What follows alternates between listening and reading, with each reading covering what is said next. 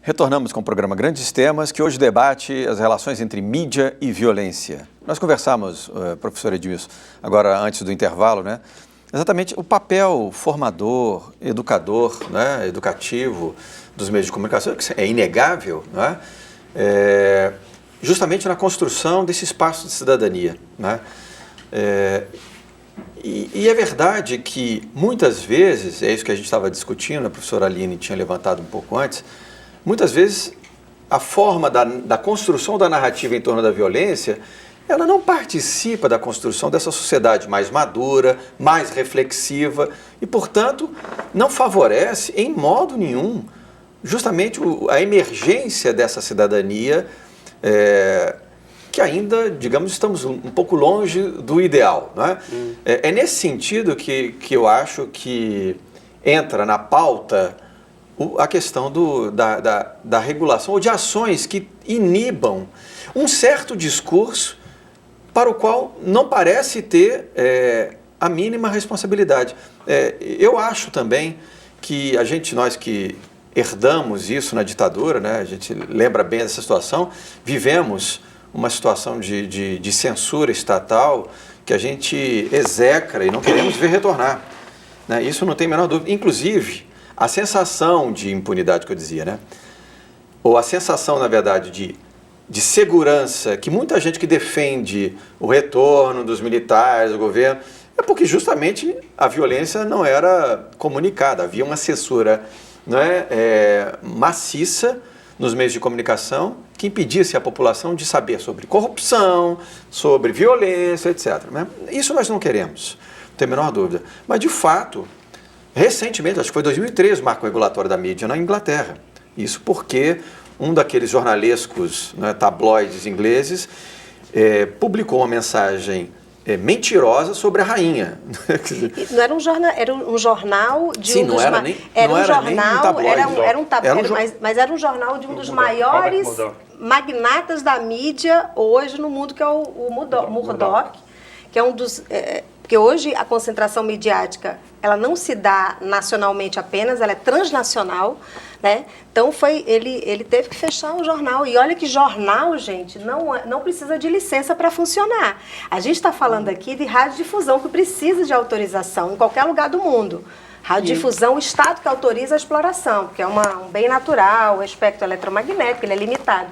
Jornal não precisa. E lá na Inglaterra, um país que aí a gente não vai discutir aqui, dizer que a Inglaterra não é liberal, o berço do liberalismo, o jornal teve que fechar, os jornalistas foram denunciados, responderam, e isso acontece.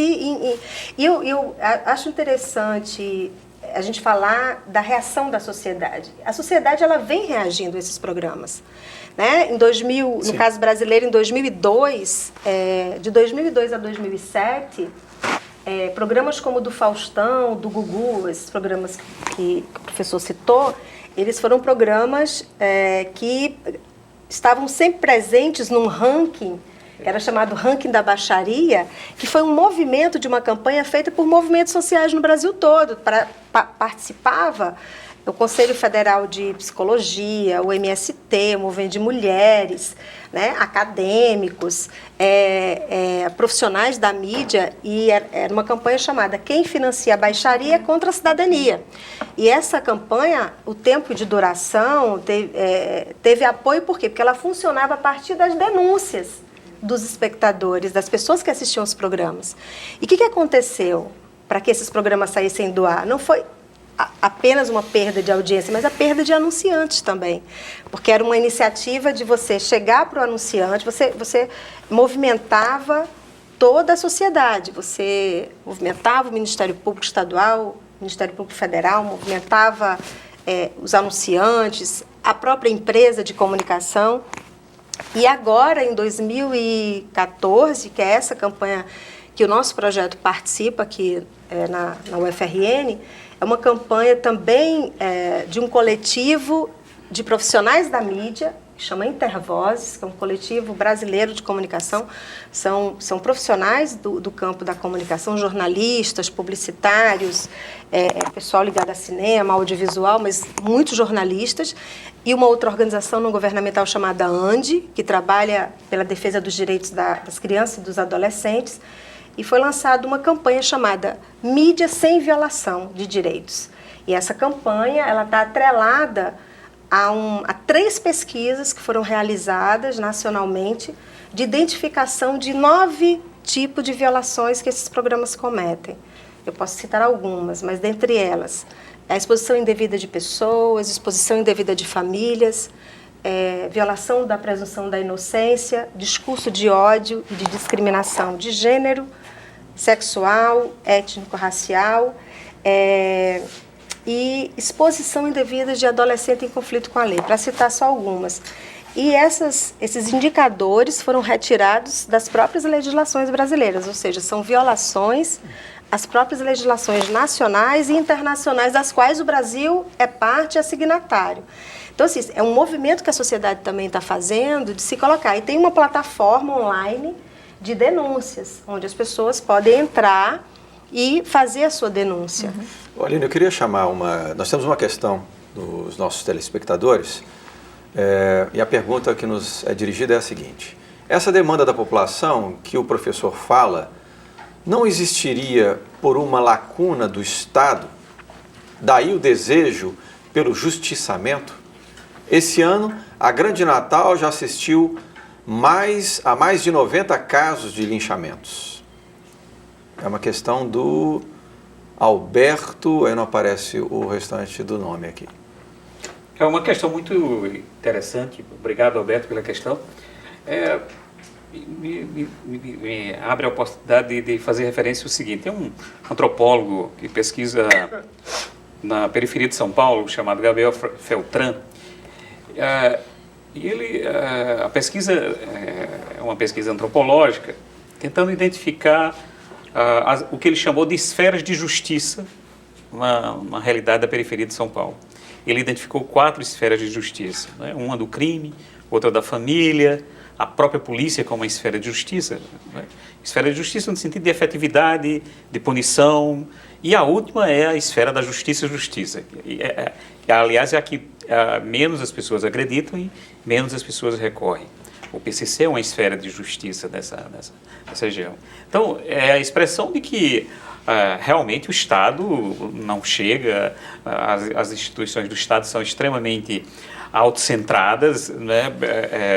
Basta ver, por exemplo, o que é que custa em termos de recurso para o país o aparelho judiciário, por exemplo, né? O gasto que nós temos com o aparelho judiciário, a pouca efetividade desse sistema. Então, eu acho que, sem dúvida, essa demanda está relacionada com a ausência de cidadania, com o fechamento do espaço público, tem toda a razão. E o questionamento que eu fiz é no sentido de que nós temos que lidar com essa realidade, quer dizer, essa demanda que merece a nossa preocupação, porque esses programas, eles são o epifenômeno, quer dizer, o que nós temos que centrar a nossa preocupação é que sociedade é essa, que produz essa demanda por esse tipo de narrativa, de legitimar esse tipo de narrativa.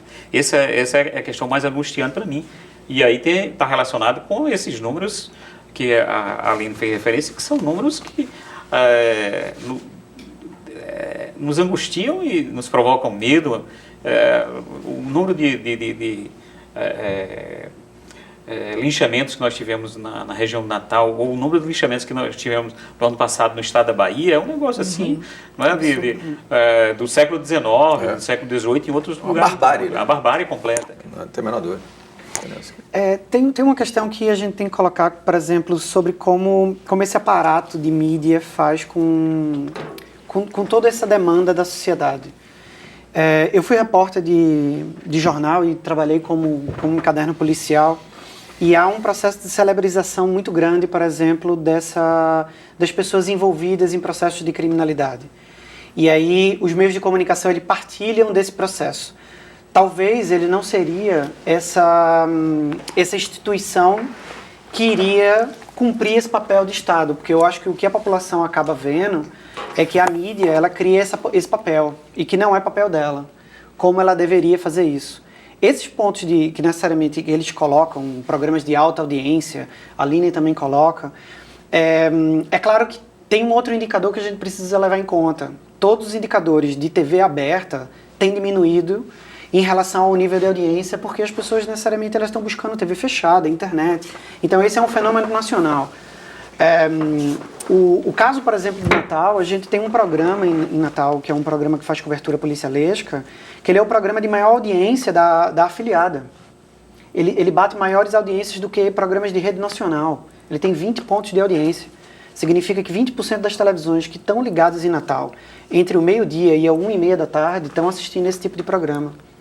Esse programa ele remete e ele retém uma grande fatia do financiamento de publicidade de algumas empresas, sem citar empresas públicas e sem citar necessariamente governos que financiam esse tipo de programas que violam direitos. Esse programa ele chega a cerca de 300 mil pessoas em Natal. Ele chega, a televisão ela tem um grande nível de audiência para isso. Por mais que ele tenha diminuído, ainda sofre um grande impacto na sociedade. E a sociedade ela representa e ela olha para esses programas como eles fossem os grandes justiceiros e que necessariamente iriam cumprir esse papel e que necessariamente não fazem. Porque o nome do projeto que a gente leva em conta é, afinal, quem paga a conta. Então, necessariamente, o que esses programas colocam é uma fórmula de sucesso de financiamento. O que os jornais necessariamente descadenciam... Completamente descompromissado em construir, em contribuir com a construção dessa sociedade autônoma, reflexiva, que vai lutar pelos seus direitos e pela cidadania. Nem se esperaria que fosse. Para vocês terem uma ideia, nem cultivemos essa ilusão a respeito desses programas. Mas a questão a gente tem as leis e o Ministério Público, né, e a sociedade que fala que não é para ser assim, que eles estão, inclusive ali tem crimes sendo cometidos pelo apresentador. Sim, muitas das vezes, se tem crimes sendo cometidos, o Ministério Público tem que ser acionado, as inclusive instituições têm que... Essa é a luta, né? Essa é a luta. Agora, ele é motivado. Eu acho que nisso aqui temos acordo, é óbvio que esse crime, ninguém pode ser cúmplice de crimes que são cometidos, quer dizer, e crimes que são cometidos à mão grande, que nós podíamos dizer assim, na frente de milhares de telespectadores. Isso é ponto passivo.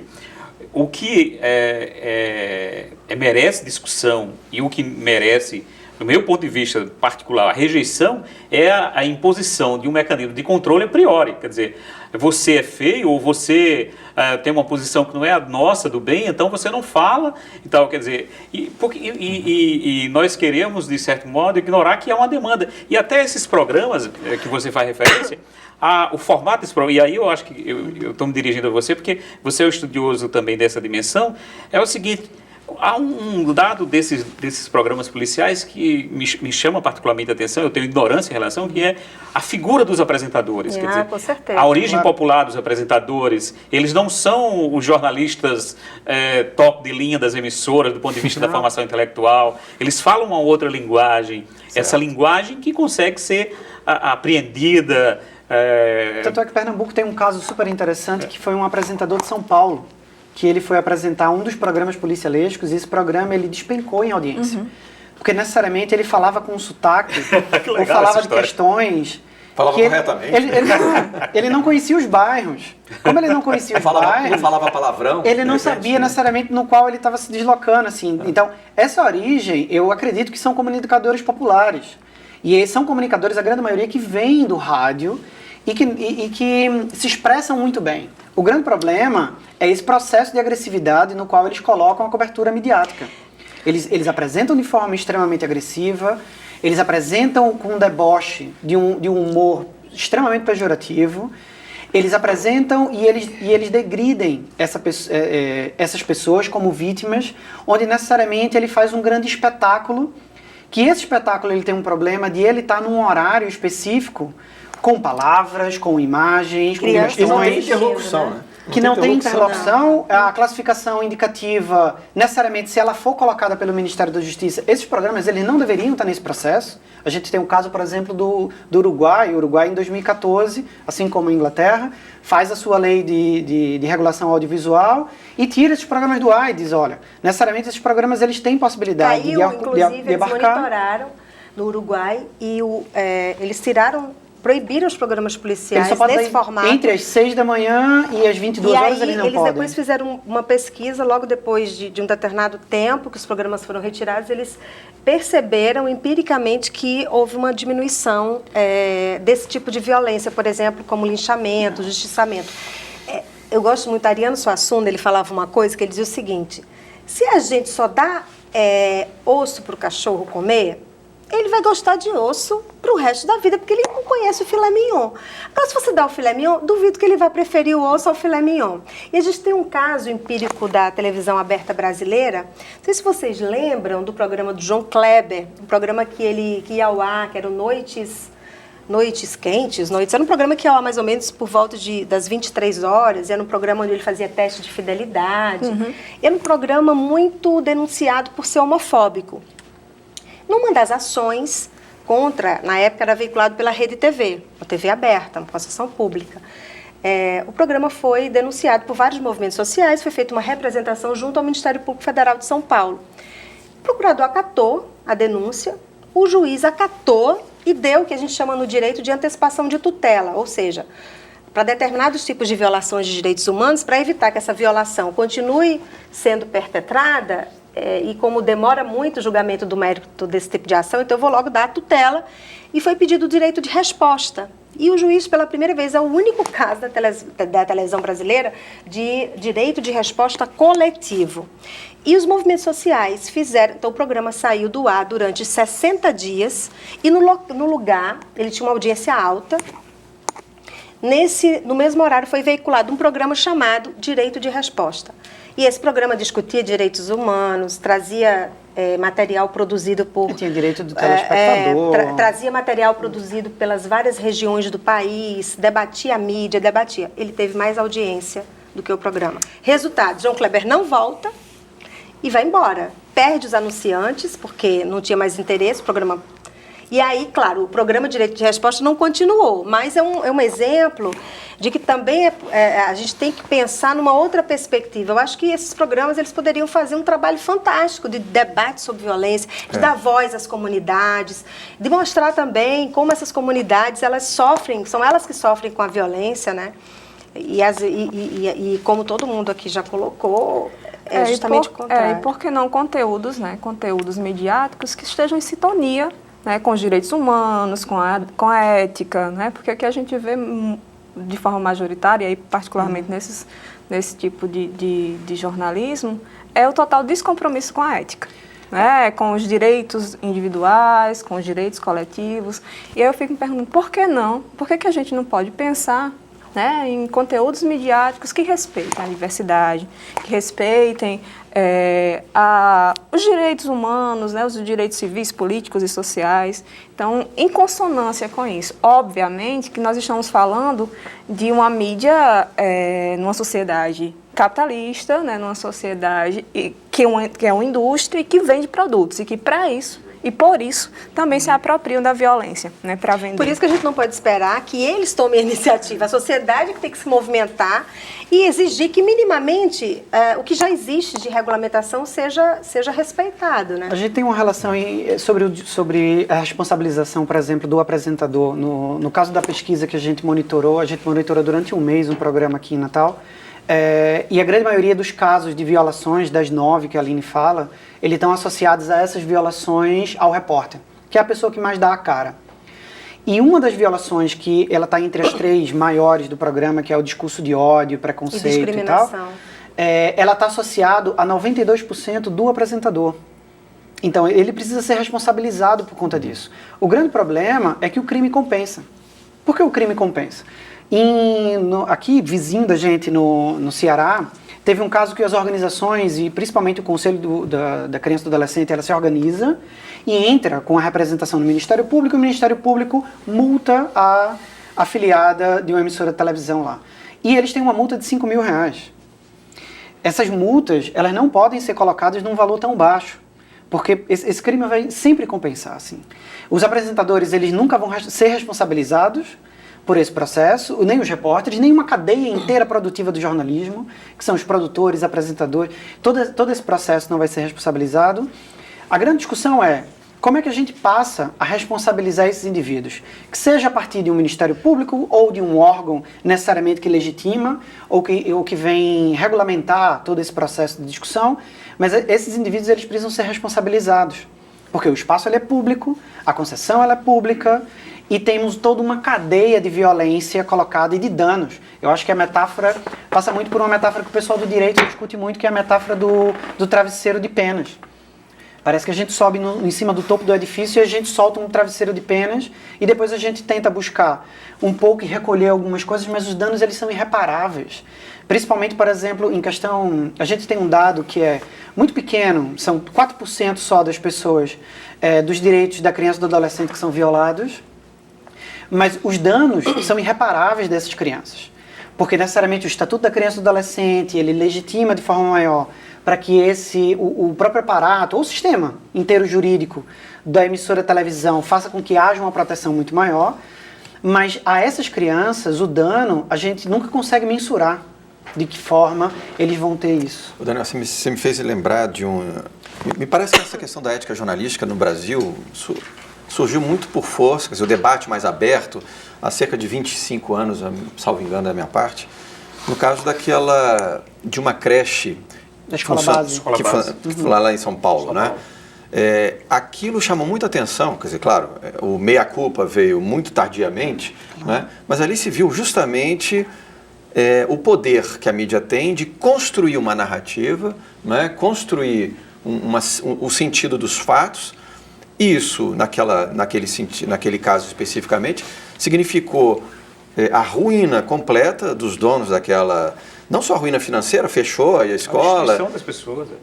Completamente a vida, a imagem pública dessas pessoas, depressão etc. Então, eu acho que é nesse nível... Mas ali é bom lembrar, Sérgio, eu morava em São Paulo naquele período que a imprensa dita mais sofisticada, o jornal Folha de São Paulo, o Estado de São Paulo, eles desembarcaram e embarcaram com força naquela narrativa. Porque, por outro lado, ela também mexia com algo muito forte, que é a sensação de insegurança que temos quando crianças são, de alguma forma, molestadas ou abusadas ou presumidamente abusadas. Então, aquilo, as pessoas deixam de questionar e de buscar a verdade. O caso, por exemplo, do suposto sequestrador da menina inglesa em Portugal. Quer dizer, você destrói a vida de uma pessoa e isso de forma quase irreversível. Tem até um filme, está no Netflix, de um senhor também que é acusado e os tabloides ingleses destroem a vida do cara para ele reconstruir o tal do... Eu acho que esse é um processo, a nossa sociedade busca esses bodes expiatórios de vez em quando. De fato. Bom, o tema, Aline, eu sinto muito, colega, eu falei que o debate passa muito rápido. Acabou já? É necessário, portanto, a gente fazer uma outra rodada de conversa sobre esse mesmo tema, na medida, inclusive, que esse problema persiste na sociedade brasileira. Queria agradecer aos nossos debatedores pela colaboração nesse debate de hoje e aos nossos telespectadores, a audiência para o nosso programa Grandes Temas de hoje. Esperamos contar com você na próxima segunda-feira, 20h30 da noite, aqui na sua TV Universitária. Muito boa noite a todos.